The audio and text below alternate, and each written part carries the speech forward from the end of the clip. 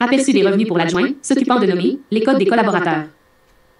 Vous aurez à rédiger l'identification d'un collaborateur par un code. Vous aurez à écrire les coordonnées du collaborateur dans un fichier Excel, environ 10 données à rentrer sur une même ligne. Lorsque les codes des collaborateurs seront terminés, seront entrés dans le fichier Excel, vous enverrez ce fichier, par courriel, aux adjoints concernés. Nous vous dirons auxquels adjoints vous aurez à l'envoyer. En ouvrant le fichier Excel, vous comprendrez, tout de suite, quelles données vous aurez à écrire sur la ligne correspondant au code du collaborateur. La valeur de ce travail, c'est $2.00 par code d'un collaborateur. L'envoi à l'adjoint pour faire les formulaires, c'est $4.00.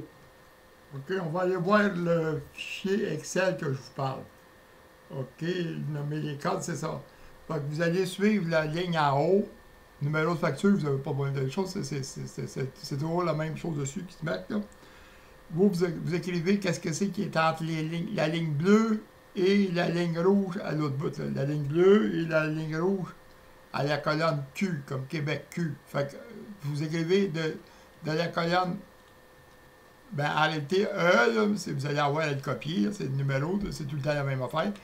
La date, là ici, vous allez marquer votre code. Le code, c'est comme ça. Autrement dit, c'est le 20 pour 2020, M pour le mois de mars, 3 pour le dire que c'est le troisième mois, 05 pour le 5. Après ça, le code géographique, le nom du chose, ça, on va vous l'expliquer dessus. Ici, la facturation, facturer à le nom du commerce, à qui va le facturer, la région. Vous allez envoyer tout ça dans le formulaire qu'on va vous envoyer, là. Les coordonnées que les clients vont remplir, vous allez les avoir dedans. La ville, la bannière, si c'est une bannière ou ben c'est une boucherie, une pharmacie. Mettons c'est un métro, un IGA, on marque l'IGA. Ensuite de ça, son courriel, son numéro de porte, son numéro de code postal, puis c'est le numéro de téléphone cellulaire. Vous avez juste ça à rentrer. Ça vous demande, ça vous donne $2 pour remplir cette chose-là. Le plus long, c'est d'écrire ce code-là, mais une fois que vous allez en avoir 5-6 de fait, vous allez voir que c'est pas tellement long, parce qu'en réalité, si c'est toute la même municipalité, mettons comme Saint-Norbert, la municipalité, c'est 52070. Fait que, on va continuer dans le livre.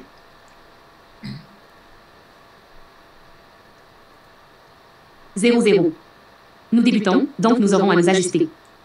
Si c'est trop ou pas assez payant, nous ajusterons les tarifs dans quelques mois. Si c'est trop payant, vous nous le direz, on baissera le tarif. LOL, il se peut que ça devienne $3.00 par code de collaborateur. Et $5.00 pour l'envoyer au responsable à faire les formulaires. C'est sûr qu'on commence, fait qu'on évalue, mais à $2, ça devrait être bien payant. Fait qu'on va le voir par le temps, là, tu sais. Formulaire. Explication. Vous créez un code semblable à celui-ci 20. OK, le code, c'est semblable à cette affaire-là. Vous l'écrivez dans la colonne C. Puis après ça, les données de la lettre F à Q jusqu'à la ligne rouge. On va revenir dans la ligne C. La colonne, c'est-à-dire la colonne C, celle-là. Vous l'écrivez là. Puis de F, autrement dit, de F, E, jusqu'à Q, autrement dit, en réalité, pour la ligne rouge, on revient dans le courriel, de F, aller jusqu'à la colonne Q, la colonne rouge, on va continuer à lire. Vous l'écrivez dans la colonne C du fichier. Vis-à-vis dans les colonnes de F à Q juste avant la colonne rouge, vous écrivez les coordonnées du commerce à devenir collaborateur. Dans le fichier Excel, vous ferez les codes d'identification des collaborateurs que je vous enverrai. Vous envoyez ce fichier Excel aux adjoints pour faire les formulaires, dossier profil, marketing automatisé, facturation. Il y a 4 adjoints qui ont besoin de ces codes-là. Celui qui fait les formulaires, celui qui fait le profil sur l'agenda du Québec, celui qui va faire le marketing automatisé, puis la personne qui va faire la facturation. Vous allez l'envoyer à la même, tout le monde dit, tout dans le même courriel. Ne faites pas 4 courriels, vous allez l'envoyer avec les adresses dans le même courriel. Là. Facturation. On vous informera à qui envoyer ce fichier. Exemple 20 codes d'affaires. Si vous faites 20 inscriptions à $2.00, c'est $40.00 plus $4.00 pour l'envoyer par courriel égal $44.00 aux adjoints. Ça se peut que faire 20 codes, ça vous prenne 1 heure.